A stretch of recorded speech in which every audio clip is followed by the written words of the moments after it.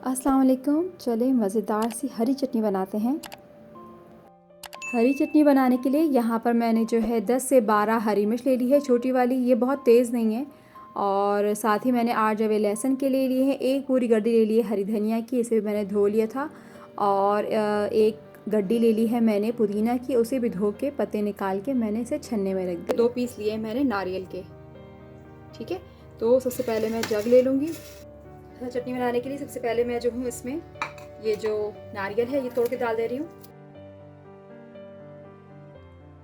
जो हरी मिर्चें हैं वो सारी हरी मिर्चें डाल दूंगी, साथ में लहसुन डाल दूंगी और धनिया और हरी धनिया के भी ये सारे हरी धनिया डाल दी।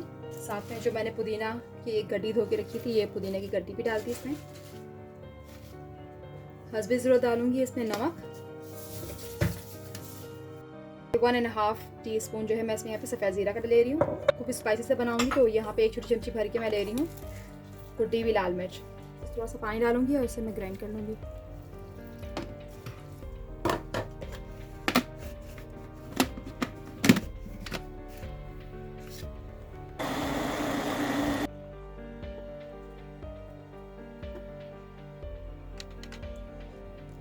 यहाँ ये हरी चटनी बिल्कुल तैयार है। इसमें आखिर में खट्टे के लिए मैं बस थोड़ा सा मैंने 3 नींबू निचोड़ लिए थे यहाँ पे, उसका रस है तो मैं ये मिला दे रही हूँ। आपके पास अगर इमली है तो आप इमली मिला सकते हैं।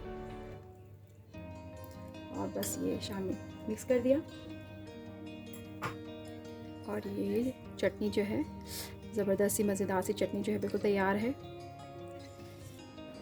ये मज़ेदार सी चटनी बिल्कुल तैयार है। उम्मीद करती हूँ कि आपको रेसिपी पसंद आए। इस चटनी की सबसे ख़ास बात ये है कि इस चटनी का रंग ख़राब नहीं होता, चाहे आप उसे हफ़्तों फ्रिज में रखें और इन्जॉय करें।